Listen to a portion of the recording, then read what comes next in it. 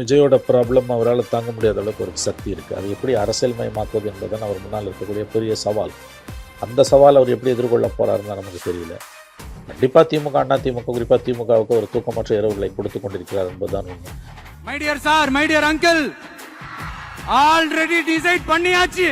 கான்ஃபிடென்ட்டா இருங்க மக்களே, நல்லதே நடக்கும், வெற்றி நிச்சயம். 4 ஆண்டுகள் வாஜ்பாய் ஆட்சியில் வளமான இலாக்காக்களை பெற்று தங்களை வளப்படுத்தி கொண்டவர்கள் திமுகவினர். அவர்கள் காங்கிரஸை பார்த்து ஆர்எஸ்எஸோட குரல் என்று சொல்வது இந்த நூற்றாண்டின் மிகச்சிறந்த ஜோக் என்று நாம் எடுத்துக்கொள்ளலாம். அதிகாரத்தை நாங்கள் யாரோடையும் பங்கு போட்டுக்க மாட்டோம் தமிழ்நாட்டில், ஆனால் மத்தியில் எங்களுக்கு அதிகாரம் வேண்டும். இதுதான் திமுகவின் நிலைப்பாடு.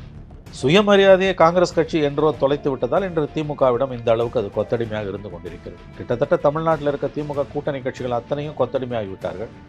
காங்கிரஸ் கட்சி அதில் பெரிய கொத்தடிமையாக இருக்கிறது. கொத்தடிமைகளுக்கு திடீரென்று முதுகு நிமிர்ந்தால் அடக்கி ஆள்பவர்களுக்கு கோபம் வரும், எஜமானனுக்கு கோபம் வரும். அந்த கோபம் தான் இன்று திமுகவுக்கு வந்து கொண்டிருக்கிறது. அதிகாரத்துக்காக பவருக்காக எதை வேணால் செய்யக்கூடிய திமுக ஆட்சியில் பங்கு வேண்டும் என்ற கோரிக்கையை, அதில் இருக்கக்கூடிய அரசியல் நியாயத்தை புரிந்து கொள்ளாமல் அதை ஏதோ ஒரு பஞ்சமாக பாதகமாக சித்தரிப்பதும், அது ஆர்எஸ்எஸின் குரல் என்பதும் அபத்தத்தின் உச்சம். 2026 ஒருவேளை சட்டமன்ற தேர்தலில் திமுக வெற்றி பெற்றால் அதுக்கு அடுத்த 3 ஆண்டுகள் பிஜேபி ஆட்சியில் இருக்கக்கூடிய மத்திய அரசாங்கத்தோடு 21-26 இருந்த மோதல் போக்கை திமுக கண்டிப்பாக கடைப்பிடிக்காது. எழுதி வைத்துக் கொள்ளுங்கள். கூட்டணி வச்சு தானங்க ஓட்டு கேட்குறீங்க, தனியாக வாங்க ஓட்டு கேட்குறீங்க. அப்புறம் ஜெயிச்ச பிறகு மட்டும் நீங்கள் மட்டும்தான் அனுபவிப்பீங்கன்னு எந்த விதத்துங்க?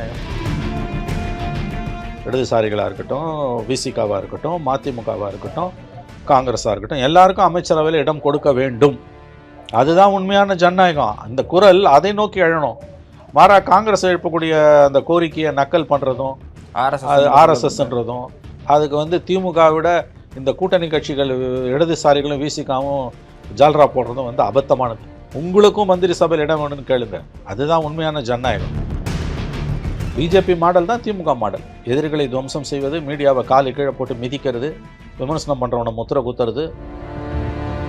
4.5 ஆண்டுகள் பிஜேபியோடு நன்றாக பதவி சுகங்களை அனுபவித்த பொழுது ஆர்எஸ்எஸ் எங்கே இருந்தது? ஆர்எஸ்எஸ் அப்பொழுது எப்படி இருந்தது? குஜராத் இனப்படுகொலை என்பது பிஜேபியை, மோடியை, வாஜ்பாயை ஆதரித்து நாடாளுமன்றத்து உள்ளேயும் வெளியிலையும் முழங்கினது யார்? இதற்கெல்லாம் திமுக பதில் சொன்னால் நன்றாக இருக்கும். அதெல்லாம் பதில் சொல்ல மாட்டாங்க. பெர்ப்ளெக்சிட்டியை 6 மந்த் ஃப்ரீயாக கொடுத்துருக்காங்க. 8GB ரேம் மாதிரியான விஷயங்களாகட்டும். சரி, ஆமாம், நல்ல முயற்சிங்க. அரசு பாராட்டுக்குரியது, அதில் சந்தேகமே இல்லைங்க. இந்த மாதிரியான நல்ல ஸ்கீமெல்லாம் ஒரு 4.5 வருஷம் கழிச்சு எலெக்ஷனுக்கு முன்னாடி தர வேண்டிய தேவை என்ன ஏற்படும்? ஓட்ட வாங்க தான், இதில் என்ன சந்தேகம்? வருஷம் மோடி பொங்கல் போடுவாங்க, பொங்கலோ போயிட்டு இருக்குது. அது கூட்டணி அமையலைங்க. எடப்பாடி பார்க்க பொங்குமா? பொங்கல் பொங்காது. இந்த தடவை அந்த பொங்கல் பொங்குறதுக்கு வாய்ப்பு குறைவு. எடப்பாடி அமித்ஷாவை பார்க்க மறுத்து விட்டார்.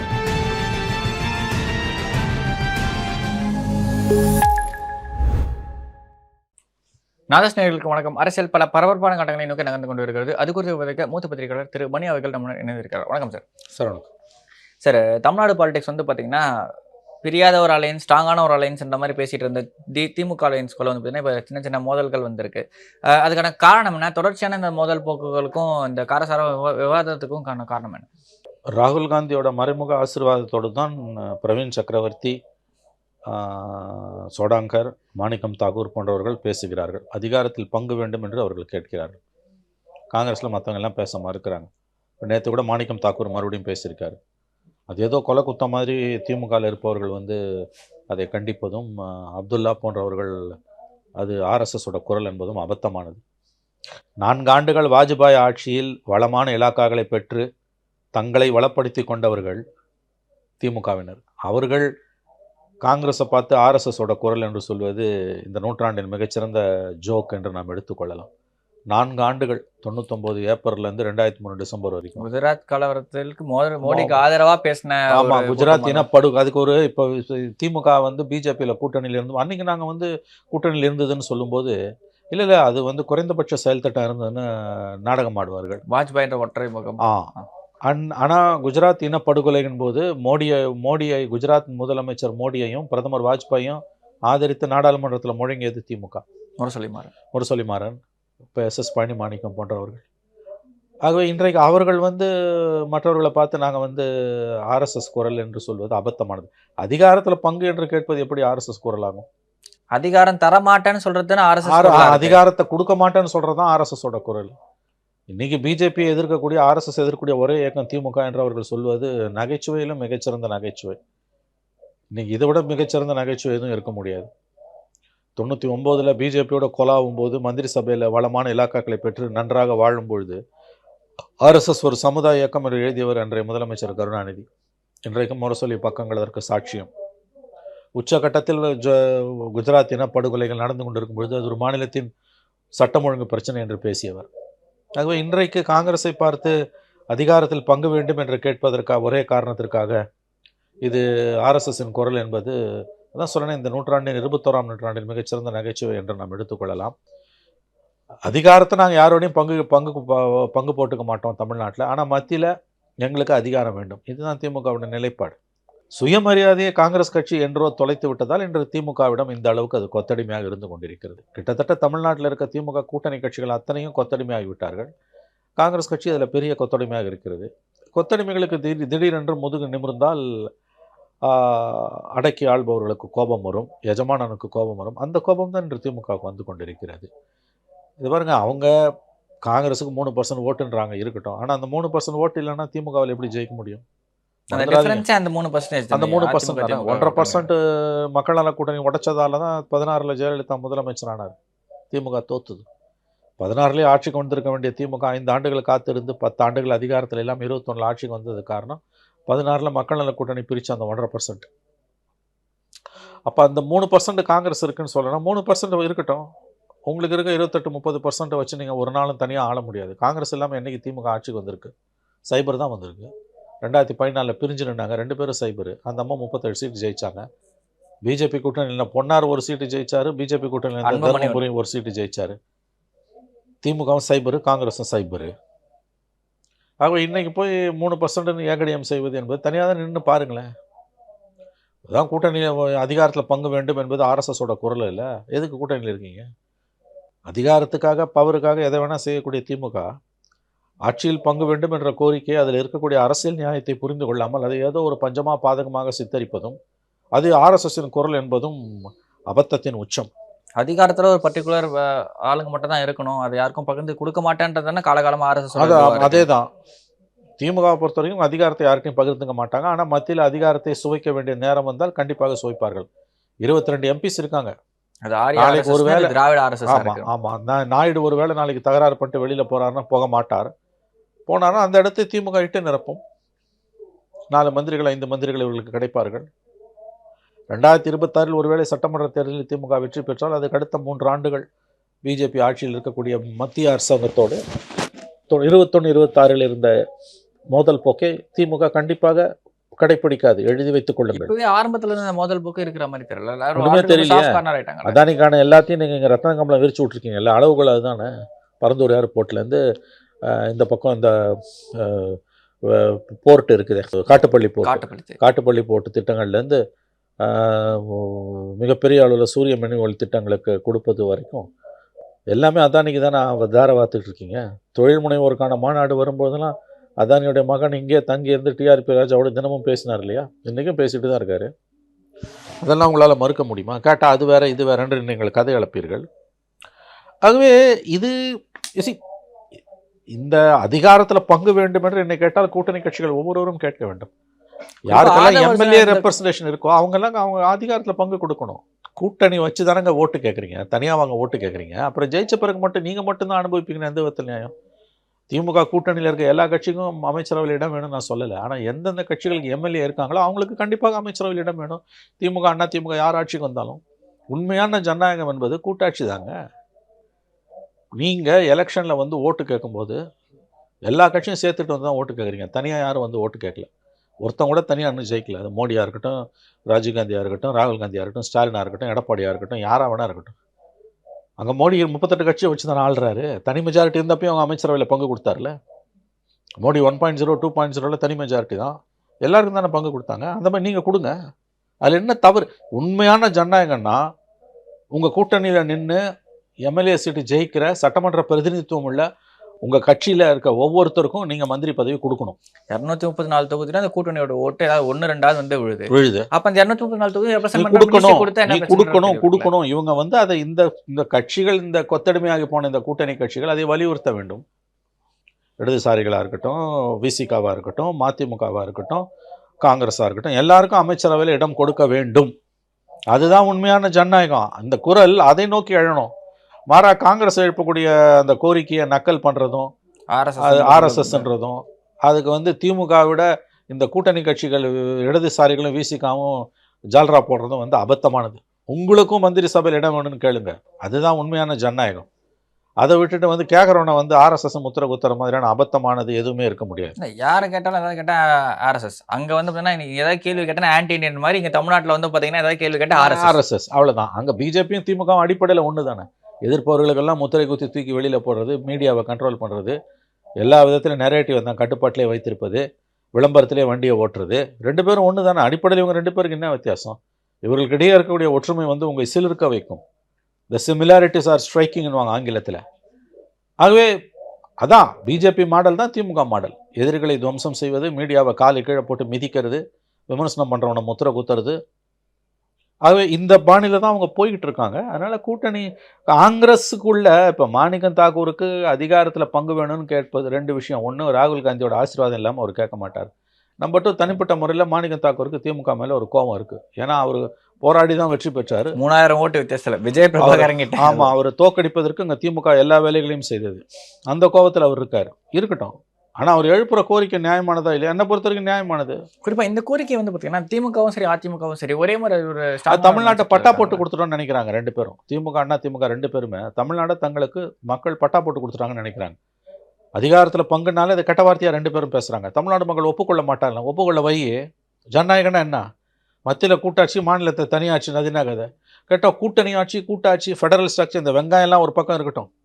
ஓட்டு போட்டது எல்லாருக்கும் தானே மக்கள் போட்டாங்க. நீ தனியாக வந்து ஓட்டு கேட்ட. அந்த பிரச்சார கூட்டணியில் வந்து 90 கட்சி இருக்குன்னு 100 கட்சி இருக்குன்னு வச்சுக்கோங்களேன். லெட்டர்பாடு கட்சிங்க நிறையா இருக்கும். அவங்களுக்கெல்லாம் அதிகாரத்தில் பங்கு கொடுன்னு கேட்கல. யாரெல்லாம் எம்எல்ஏ ரெப்ரஸன்டேஷன் வச்சுருக்கானோ அவங்க கூட்டணியில், ஒரு எம்எல்ஏ இருந்தால் அவனுக்கு ஒரு மந்திரி சீட்டுங்க. ஒரு கட்சிக்கு ஒரு மந்திரி. நீ அதை கொடுக்காம இன்னைக்கு இதெல்லாம் ரொம்ப நாள் ஓடாதுங்க. வரும் காலங்களில் இந்த கோரிக்கைகள் வலுக்கும். அருமையான வாய்ப்பு 2006 வந்தது. அப்போ வந்து 96 சீட்டு கருணாநிதி வச்சிருந்தார். பாமகவும் காங்கிரஸ் 22 சீட்டு துண்டு விழுந்தது. 36 சீட்டு காங்கிரஸும் 18 சீட்டு இருந்த பாமகவும் 54 சீட்டு வெளியிலேருந்து ஆதரவு கொடுக்குறாங்க. மிகப்பெரிய கொடுமை அது. அன்னைக்கு சோனியா காந்தி செய்த வரலாற்று பிழை. யூபிஏ 1 திமுக நம்பி இருக்குன்னு. சரி, 2009 தனி கிட்டத்தட்ட கூடுதல் எண்ணிக்கை வந்த உடனே அப்பயாவது அடுத்த 2 ஆண்டுகள் மந்திரி சபையில் இடம் வாங்கியிருக்கணும். வாங்கலை, விட்டாங்க. அதோட பலனை நீங்கள் அனுபவிக்கிறாங்க. ஆகவே இந்த அதிகாரத்தில் பங்கு வேண்டும் என்ற கோரிக்கையை ஏதோ பெரிய கெட்ட வார்த்தையை சொல்லிட்டாங்கன்ற மாதிரி திமுக குதிப்பதும், ஆர்எஸ்எஸோட கோரிக்கை, ஆர்எஸ்எஸ் குரல் என்பதும் அபத்தமானது. தங்களை எதிர்ப்பவர்கள் எல்லாம் ஆர்எஸ்எஸ் என்று முத்திரை குத்துபவர்கள் தங்கள் முதுகை சற்று பார்த்து கொள்ள வேண்டும். 4.5 ஆண்டுகள் பிஜேபியோடு நன்றாக பதவி சுகங்களை அனுபவித்த பொழுது ஆர்எஸ்எஸ் எங்கே இருந்தது? ஆர்எஸ்எஸ் அப்பொழுது எப்படி இருந்தது? குஜராத் இனப்படுகொலை என்பது பிஜேபியை, மோடியை, வாஜ்பாயை ஆதரித்து நாடாளுமன்றத்து உள்ளேயும் வெளியிலையும் முழங்கினது யார்? இதற்கெல்லாம் திமுக பதில் சொன்னால் நன்றாக இருக்கும். அதெல்லாம் பதில் சொல்ல மாட்டாங்க. விஷமத்தனமாக விவகாரத்தை திசை திருப்புவார்கள். அதிகாரத்தில் பங்கு என்பது அவர்களை பாடாய்படுத்துகிறது. ஆனால் கண்டிப்பாக அடுத்த எலெக்ஷனில் யாருக்கும் மெஜாரிட்டி வராத சூழல் ஏற்பட்டதுன்னா அப்போ கண்டிப்பாக அது வந்து 2006 மாதிரியான ஒரு சிச்சுவேஷன் வந்துச்சு. அப்போ கண்டிப்பாக வெளியிலேருந்து ஆதரவு கிடையாது. அப்போ அது கூட்டணி மந்திரி சபை தான் ஆப்வியஸ்லி. இன்ஃபேக்ட் 2011 கூட்டணி மந்திரி சபையை நோக்கி தமிழ்நாடு நகர்ந்துடுச்சு. எப்படின்னு கேட்டிங்கன்னா, அன்றைக்கி திமுக போட்டியிட்டது 118 தொகுதி தான். 2011 ஆட்சியில் இருந்துட்டு இறங்கும்போது திமுக போட்டியிட்டது 118 தொகுதி. காங்கிரஸுக்கு 63, பாமகக்கு 30, விசிகாக்கு 10, இப்படி கொடுத்தாரு கலைஞர். அவர் வேறு வழியே இல்லை அவருக்கு. ஒருவேளை அன்றைக்கி அவங்க இந்த கூட்டணி ஜெயிச்சிருந்தனா ஆப்வியஸ்லி கூட்டணி மந்திரி சபையில் 118 அவங்க ஜெயிச்சிருக்க முடியாது. ஒரு 70 சீட்டோ 80 சீட்டோ ஜெயிச்சிருக்காங்கன்னா ஆட்டோமேட்டிக்காக கூட்டணி மந்திரி சபையாக ரொம்ப அதோட கம்மியாக போனாங்க. 23 சீட்டு. நான் சொல்கிறது, ஒருவேளை அன்றைக்கி கூடுதலாக அந்த கூட்டணி இடங்களை பெற்று ஆட்சி அமைக்கக்கூடிய சூழல் வந்திருந்ததுன்னா 118 ஜெயிச்சிருக்க வாய்ப்பு கிடையாது. ஆப்வியஸ்லி அது கூட்டணி தான். அது வந்து கூட்டணி அரசுக்கு கலைஞர் அப்பொழுதே மனதளவில் தயாராகிவிட்டார். வழி இல்லை, அன்றைக்கி தோற்று போயிட்டாங்க அவங்க. இனிமே அத்தகைய சூழல் வந்து நான் 2006 சுச்சுவேஷன் வந்ததுன்னா, இப்போ 98 சீட்டு 100 சீட்டு திமுக ஜெயிக்குது, 18 சீட்டு 20 சீட்டு துண்டு விழுதுன்னா கண்டிப்பாக வெளியிலேருந்து ஆதரவு கொடுக்க மாட்டாங்க. இந்த கட்சிகள் அத்தனையும் வந்து அதிகாரத்தில் பங்கு கேட்பார்கள். அப்போ எல்லாரும் கேட்பாங்க. அதனால தான் இப்போ இவங்க வந்து அதிகமான இடங்களில் 170 சீட்டுக்கு மேலே ஜெயிக்கணும், வெற்றி நாங்கள் போட்டி போடணும்னு நினைக்கிறதே அந்த எண்ணத்தில் தான். இப்போ செகண்டரி உண்மையான ஜனநாயகம் என்பது நான் 2 பேருக்கும் தான் சொல்கிறேன். இது திமுகவுக்கு மட்டும் சொல்ல, அண்ணா திமுகவுக்கும் சேர்த்து தான் நான் சொல்கிறேன். அண்ணா திமுக உள்ள கூட்டணி கட்சிகளும் அதிகாரத்தில் பங்கை கேட்கணுன்ற நான். நீ என்கிட்ட வந்து ஓட்டு கேட்கும்போது வாக்காளர்களிடம், திருவாளர் பொதுஜனத்திடம் நீங்கள் வந்து வாக்குகளை கேட்கும் பொழுது கூட்டணியாகத்தான் வந்து கேட்கிறீர்கள் என்றால் அமையக்கூடிய ஆட்சியும் கூட்டணியாகத்தான் இருக்க வேண்டும். அது தனி கட்சி ஆட்சியாக இருக்கக்கூடாது. இது வந்து ஒரு எழுதப்படாத விதியாக உருவாக வேண்டும். அதற்கு இந்த கூட்டணியில் இருக்கக்கூடிய கட்சிகள் அழுத்தத்தை அதிகப்படுத்த வேண்டும். இவங்க கிடைக்கிற 2 சீட்டு 3 சீட்டு 5 சீட்டுக்கு சகலத்தையும் விற்றுவிட்டு தனிப்பட்ட லாபங்களை பார்த்து கொண்டு போவதனால ஒரு கட்சி சர்வாதிகாரம் என்பது இன்னைக்கு தமிழ்நாட்டில் கோல் வச்சு கொண்டிருக்கிறது. குறிப்பாக இந்த ஒரு ஃபேக்டரில் வந்து பார்த்தீங்கன்னா, விஜய் வந்து நான் தான் செகண்டரியாக வருவேன் அப்படின்ற மாதிரி சொல்லிட்டு இருக்கவர், ஆட்சி அதிகாரத்தில் பங்குன்ற மாதிரி விஷயங்களை வந்து பேசுகிறார்ல, அதுக்கான வாய்ப்புகள் இருக்கும்னு நினைக்கிறீங்களா? இல்லைங்க, அவர் ஜெயிக்க போகிறது கிடையாது. ஜெயிச்சாருன்னா அவர் கொடுத்து தான் ஆகணும். ஏன்னா அவர் சொல்கிற அந்த பாயிண்ட்டை நான் ஒத்துக்கிறேன். அவர் வந்து அதிகாரத்தில் பங்குனார், செயல்பாட்டுக்கு வந்தால் அது நல்லது. அந்த அளவுக்கு அவருக்கு அரசியல் வல்லமை மேலே வருமானு எனக்கு தெரியல. அவர் வந்து காங்கிரஸை இழுப்பதற்கு சொல்கிறது, காங்கிரஸையும் அதிமுகவையும் தன் பக்கம் இழுப்பதற்காக வைக்கக்கூடிய வாதம் அது. நடந்தால் நல்லது தான், நடப்பதற்கு வாய்ப்புகள் கம்மி. நான் சொல்கிறது திமுக அண்ணா திமுக தமிழ்நாட்டை மாறி 60 ஆண்டுகளாக ஆண்ட 2 கட்சிகளும் இவங்க தமிழ்நாடு தங்களுக்கே பட்டா போட்டு கொடுக்கப்பட்டு விட்டது என்று நினைக்கிறார்கள். அது எம்ஜிஆராக இருக்கட்டும், கருணாநிதியாக இருக்கட்டும், ஜெயலலிதாவாக இருக்கட்டும், ஸ்டாலினாக இருக்கட்டும், எடப்பாடியாக இருக்கட்டும், தமிழ்நாடு தங்களுக்கு பட்டா போட்டு கொடுக்கப்பட்டு விட்டது என்று இவர்கள் நினைக்கிறார்கள். இந்த எண்ணத்தை மக்கள் உடைக்க வேண்டும். இவர்களுடைய கூட்டணி கட்சிகள் இதை உடைக்க வேண்டும். 2 சீட்டு நான் ஜெயிச்சா கூட எனக்கு மந்திரி சபையில் இடம் இருக்கணும். 20 சீட்டு கிடைச்சாலும் ஒரு கட்சிக்கு ஒரு மந்திரியாவது கொடுங்க. 18 எம்எல்ஏ இருந்தாலும் ஒரு மந்திரி, 2 எம்எல்ஏ இருந்தாலும் ஒரு மந்திரி கொடுங்க. அந்த மாதிரி கொடுங்க. அல்லது குறைஞ்சபட்சம் நீங்கள் வந்து இவ்வளோ எம்எல்ஏ இருந்தால் ஒரு மந்திரி பதவினா ஏதாவது ஒரு ஃபார்முலாவை வைங்க. ஒரு 6 எம்எல்ஏ ஜெயிச்சா ஒரு மந்திரி, அந்த மாதிரி ஏதாவது ஒரு ஃபார்முலா வைங்க. இல்லைனா வாரிய தலைவர்கள், அதாவது வந்து டிசிஷன் மேக்கிங்கில் இந்த கூட்டணி கட்சிகளுக்கு பங்கு இருக்கணுங்க. நான் இதை தான் சொல்ல வரேன் உங்களுக்கு. இதோட அர்த்தம் என்னன்னு கேட்டிங்கன்னா, மொத்தமாக கூட்டா சேர்ந்து கொள்ளடிங்கன்றது கிடையாது. அஃப்கோர்ஸ் அது நம்ம சொன்னாலும் செய்யட்டவங்க எல்லாம் செய்ய தான் போகிறாங்க. ஜனநாயகத்தோட்டின் சாராம்சம் என்பது, நீங்கள் கூட்டணி மந்திரி சபை என்பது தேர்தலில் இந்த கூட்டணிக்கு தான் நான் ஓட்டு போடுறேன். ஆனால் ஒன்ஸ் ஜெயிச்ச பிறகு ஒரு கட்சி ஆட்சி வரும்போது டிசிஷன் மேக்கிங்கில் மற்ற கட்சிகளுக்கு இடமே இல்லாமல் போகுது.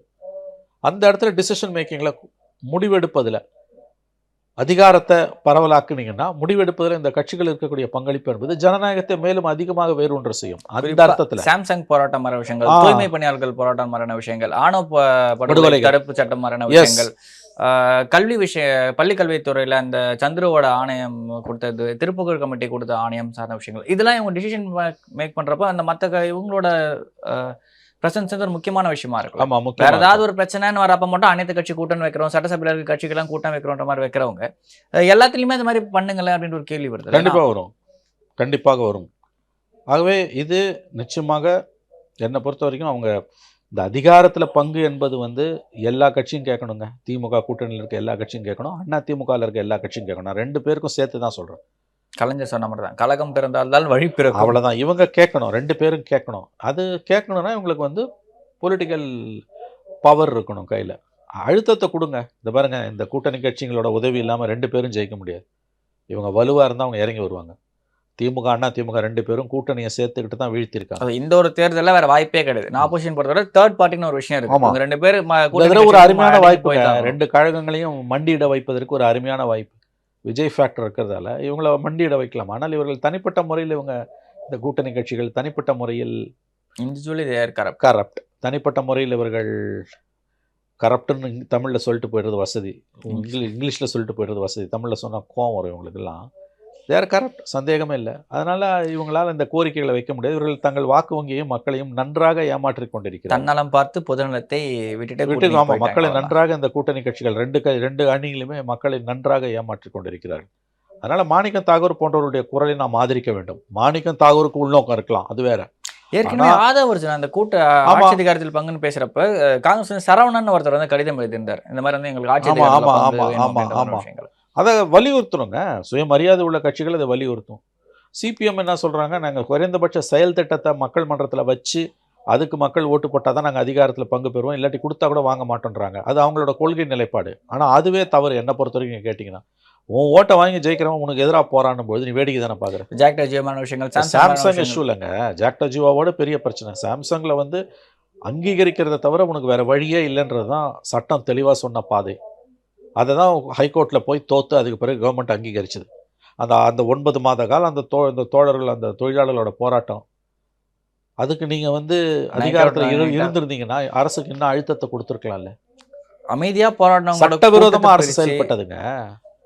இப்போ ஜாக்டோ ஜியோவாவது பணம் இல்லைன்னு சொல்லலாம், அது ஒரு சிக்கலான பிரச்சனை. பென்ஷன் ஸ்கீம் அதெல்லாம் மற்ற கோரிக்கைகள். சாம்சங்கில் வந்து நீங்கள் தொழிற்சங்கத்தை அங்கீகரிக்க தவிர உனக்கு வேற வழியே கிடையாது. உரிமை சார்ந்த பிரச்சனையா? இல்லை, சட்ட ரீதியாக தொழிற்சங்கத்தை அங்கீகரிக்க தவிர அரசுக்கு வேற வழியே கிடையாது. அதை தான் நீ 9 மாதம் பொறுத்து செஞ்ச, அதை முதல்ல செஞ்சு தொலைச்சிருக்கலாம்ல. எத்தனை பேர் போராடினா, எத்தனை பேருக்கு பாதிப்பு.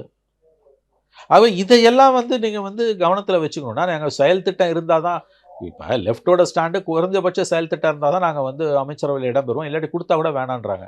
என்னை பொறுத்த வரைக்கும் இது தவறானது. உங்கள் ஓட்டை வாங்கி தானே அவங்க ஜெயிக்கிறாங்க. உங்கள் ஓட்டை வாங்கி ஜெயிச்சு உனக்கு எதிராகவே இருக்கான்ல. தன் கை கொண்டு தன் கண் குத்துதல் வாங்க, உன் கையை வச்சு உன் கண்ணை குத்துறான்ல. லேபர் பில்ல திமுகவோட நிலைப்பாடு என்ன? எதுவுமே பெருசா 4 லேபர் கோட்ஸை பற்றி பெருசாக ஒன்றுமே அவங்க பேசலையாங்க. ஆகவே இது பாருங்களேன், வேடிக்கை இருக்குது. நான் சொல்கிறேன், 26 திமுக மறுபடியும் ஜெயிச்சதுன்னா அதற்கு அடுத்த 5 ஆண்டுகள் வந்து, அதுவும் மோடி அரசு 3 ஆண்டுகள் பதவியில் இருக்கும், 29 வரைக்கும். இன்றைக்கி இவங்களுக்கு வக்காலத்து வாங்கிக்கிட்டு இருக்கக்கூடிய, முட்டு கொடுத்து கொண்டு இருக்கக்கூடிய, காவடி தூக்கக்கூடிய இந்த தோழமை கட்சிகள் அன்று மக்கள் மன்றத்தில் அம்பலப்பட்டு அசிங்கப்பட்டு நிற்பார்கள். இப்போ பாமகவோட நிலைமை தானே இப்போ அந்த நிலைமை தான் வரப்போகுது உங்களுக்கு. நீ அதை இப்பயே வந்து கடிவாளத்தை வை. கூடுதல் இடம் இருந்ததுன்னா நீங்கள் வந்து அரசை வந்து மக்கள் நல திட்டங்களை நோக்கி செயல்படுத்துவதற்கு நிர்பந்திக்கலாம். 2006 வந்த வாய்ப்பை இழந்தாங்க, வரலாற்று வாய்ப்பை இழந்தாங்க. இந்த முறையும் அவங்க இழந்துட்டு தான் நிற்கிறாங்க. ஆகவே மாணிக்கம் தாக்கூர் அவர்களுடைய அந்த கோரிக்கை என்பது தெளிவாக சொடங்கரோட கருத்து, அது அதிகாரத்தில் பங்கு வேண்டும் என்பது. அது மாணிக்கம் தாக்கூர் சொல்கிறார். அதை வந்து அது ஏதோ ஒரு பஞ்சமாக பாதகம் மாதிரி, அது ஏதோ பெரிய தெய்வ கூட்டம் மாதிரி திமுக புலம்புவதும் வயிற்றுல வாயில் அடித்து கொண்டு கதறுவதும் வந்து வேடிக்கையாக இருக்கிறது. இது இந்த புத்தி எதுலேருந்து வருதுன்னா, இவங்க 2 பேரும் திமுக திமுக 2 பேருக்குமே கூட்டணி அதிகாரத்தில் பங்குனால கோவம் ஏன் பொத்துக்கிட்டு வருதுன்னா, மக்கள் இவங்களுக்கு பட்டா போட்டு கொடுத்துட்டாங்க. இது 2 பேருக்குமே இருக்கக்கூடிய அந்த அரசியல் ஆணவம் இருக்கு இல்லையா, அதிகார ஆணவம் இருக்கு இல்லையா, அதை கண்டிப்பாக வந்து மக்கள் அடக்க வேண்டும். அங்குசம் கூட்டணியில் இடம் பெறுவது என்பது அந்த அங்குசம். இந்த 2 பெரிய கட்சிகளோட அதிகாரம் மாமதையை அடக்கக்கூடிய அங்குசம் தான் வந்து அதிகாரத்தில் பங்கு என்ற கோரிக்கை. அது 2 தரப்பிலையும் இருக்கக்கூடிய, 2 கூட்டணியிலும் இருக்கக்கூடியவர்கள், கூட்டணி கட்சிகள் அதை வலுவாக வலியுறுத்த வேண்டும் என கேட்டிங்கன்னா, அப்போ தான் இவர்களை வழிக்கு கொண்டு வர முடியும். நினச்ச நேரத்தில் நினச்சவங்கள நம்ம கூட்டணியில சேர்த்துக்கலாம், பெட்டியும் இதுவும் மட்டும் அதை முடிவு பண்ணுறது. இந்த மாதிரியான கோரிக்கைகள்லாம் வந்து பார்த்தீங்கன்னா அந்த கட்சிகளுடைய வழிமுறைகளே கொஞ்சம் மாற்றி அமைக்கும்ல. கண்டிப்பா அரசியல் செயல் திட்டமும் அதுக்கப்புறம் மக்கள் சார்ந்த விஷயங்களும் தாங்க. நீங்கள் கூட்டணி வச்சு தானங்க வந்து ஜெயிக்கிறீங்க. அப்புறம் ஜெயிச்ச பிறகு மட்டும் எனக்கு மட்டும் தான் இடம், அது என்னங்காது. அப்படி பார்த்தா மோடி 1.0 2.0 ரெண்டுலையுமே தனி மெஜாரிட்டி இருந்து என்டிஏ கவர்மெண்ட்டாக தானே இருந்தது. எல்லாருக்கும் மந்திரி சபையில் பதவி கொடுத்தாங்கல்ல, ஏதோ ஒரு இலாக்காவது கொடுத்தாங்கல்ல. நீங்கள் என்ன பண்ணீங்க? மைனாரிட்டி கவர்மெண்ட்டுன்னு ஜெயலலிதா சொன்னது 100க்கு 100 உண்மை. ஜெயலலிதா சொன்னாலும் சொல்லாட்டியும் அதான் உண்மை. 22 சீட்டு துண்டு விழுந்துட்டு திமுக கவர்மெண்ட் அது எப்படி இருக்க முடியும்? இருந்தது. அந்த அவலத்தையும் தமிழ்நாடு பார்த்தது. வெளியிலேருந்து தான் ஆதரவு கொடுத்தாங்க. ஆகவே அந்த நிலைமை வறுமையானால் இந்த முறை அதிகாரத்தில் பங்கு கொடுக்காமல் ஆள முடியாது. அதனால தான் அவங்க அதிகமான இடங்களில் போட்டி போடணும்னு நினைக்கிறாங்க. இந்த கோரிக்கையை பொறுத்த வரைக்கும் அது ஒரு ஆரோக்கியமான கோரிக்கைங்க. என்னை பொறுத்த வரைக்கும் அந்த கோரிக்கையை ஜனநாயகத்தில் நம்பிக்கை உள்ள ஒவ்வொருவரும் ஆதரிக்க வேண்டும். Okay sir. இப்போ விஜய் அவர்களுடைய இந்த அரசியல் பாதைன்றது வந்து பார்த்தீங்கன்னா இன்னுமே சஸ்பென்ஸாகவே இருக்குது. ஏதாவது ஒரு விஷயம் நடக்குது, அவர் ஏதாவது ஒரு விஷயம் முக்கியமாக பேசுகிற படம் அப்டேட் வருது. இப்போ படமே வந்துடுது, படத்துக்கு அப்புறம் என்ன அரசியல் பண்ணுவான்னு ஒரு கேள்வி இருக்குல்ல. அரசியல் இல்லாமல் அரசியல் செய்து கொண்டு இருக்கிறாருன்னு சொல்லலாம். ஆனால் சிக்கல் என்னென்னா, நல்லா பார்த்தீங்கன்னா அவரோட ப்ராப்ளமே அவரால் தாங்க முடியாத அளவுக்கு அவருக்கு சக்தி இருக்கிறது. அதுதான் அவருடைய சிக்கல். இது ரொம்ப ரொம்ப ஒரு காம்ப்ளிகேட்டடான விஷயம். அவர் அரசியலே செய்கிறதில்ல, ஆனால் அவரால் தாங்க முடியாத அளவுக்கு அவருக்கு சக்தி இருக்குது, மக்கள் ஆதரவு இருக்குது. எலெக்ஷன் டைமில் என்ன பண்ணுவார்? இப்போ ஏதாவது வந்து அரசியலே பேசாமல் ஒருத்தர் அரசியல்வாதியாக இருக்கார்.